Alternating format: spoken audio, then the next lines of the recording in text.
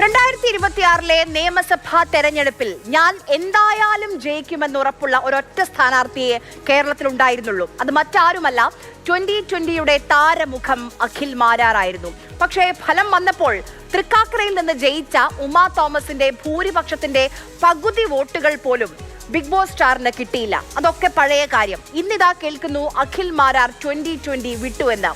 എന്താണ് കാര്യം? ജീവിതത്തിൽ അയാളെ കൊണ്ട് കുഴിയിൽ ചാടിച്ചതിന് ശേഷം തിരിഞ്ഞു പോയി കഴിഞ്ഞാൽ പിന്നെ നമ്മുടെ മുമ്പിലുള്ള മാർഗ്ഗം എന്ന് പറയുന്നത് എന്താ? ഞാൻ പറഞ്ഞു, നിങ്ങളെ വെടിവെച്ച് കൊന്നിട്ട് ഞാൻ സൂയിസൈഡ് ചെയ്യാമെന്ന് പറഞ്ഞത്. ഇങ്ങനെ വരെ തെരഞ്ഞെടുപ്പിന് മുമ്പ് ഞാൻ സംസാരിച്ചിട്ടുണ്ട്. എന്നിട്ട് പോലും ഇവർ ഒരു രീതിയിലും, കാര്യം പുള്ളിയെ സംബന്ധിച്ച് പുള്ളിയുടെ കാര്യം മാത്രമാണ്. പുള്ളിയുടെ കമ്പനിക്ക് ഉണ്ടായ നഷ്ടങ്ങൾ മാത്രം. 19 സീറ്റിൽ എന്തിനാണ് 2020 മത്സരിച്ചതെന്ന് പലരും ചോദിക്കും. BJP-ക്കാർ തന്നെ ചോദിക്കും, എന്തിനാ 19 സീറ്റ് 2020 എന്താ അടിസ്ഥാനം? 19 സീറ്റിൽ മത്സരിച്ചെങ്കിൽ 19 സീറ്റിൻ്റെ കണക്ക് പറഞ്ഞ് പൈസ മേടിക്കാൻ പറ്റും. അതിൽ തന്നെ ഞാനുൾപ്പെടെയുള്ള ആൾക്കാരെ കൊണ്ടുവരുമ്പോഴത്തേക്ക് A ക്ലാസ് സീറ്റുകളാണെന്ന് പറഞ്ഞിട്ട് അഡീഷണൽ പേയ്മെൻറ്റ് മേടിക്കാൻ പറ്റും. അതായത് കുഴിയിൽ ചാടി എന്ന് തെരഞ്ഞെടുപ്പിന് മുൻപ് തന്നെ അഖിൽ മാരാറിന് ബോധ്യപ്പെട്ടിരുന്നു. പക്ഷേ സാബു ജെം ജേക്കബിനെ പറ്റി അന്ന് പറയുമ്പോൾ തേനും പാലുമായിരുന്നു ഒഴുകിയിരുന്നത്.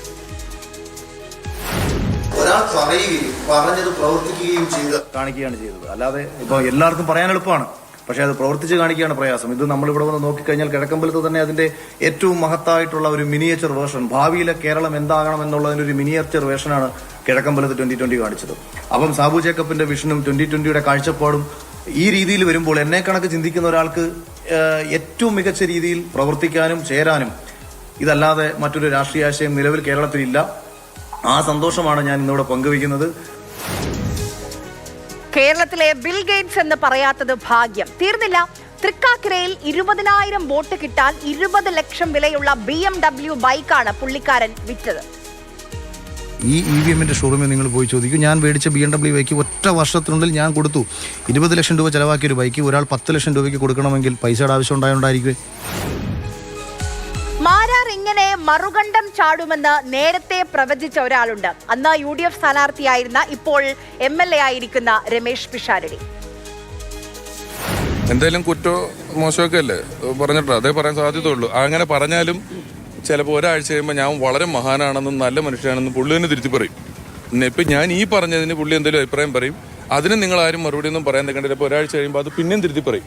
അപ്പം നമുക്കൊരു 2-3 കൊല്ലം പരീക്ഷണത്തിനിട്ട ശേഷം ഒരു സ്റ്റേറ്റ്മെന്റ് എന്താണെന്ന് ഉറപ്പിച്ച ശേഷം അദ്ദേഹത്തിനൊക്കെ ഉത്തരം കൊടുക്കുക. അതിനൊക്കെ നമ്മുടെ സമയം. എന്തായാലും ഇത്രയും ഇൻഫ്ലുവൻഷ്യൽ ആയ മാരാർ പോയാൽ 2020യുടെ ശോഭനമായ ഭാവി ഇരുട്ടിലാകുമോ എന്ന ഭയമുണ്ട്. 2020യിൽ ഇല്ലെങ്കിലും ടെസ്റ്റിലും ഏകദിനത്തിലുമൊക്കെ കാണാൻ കഴിയുമെന്ന് പ്രതീക്ഷിക്കാമല്ലേ?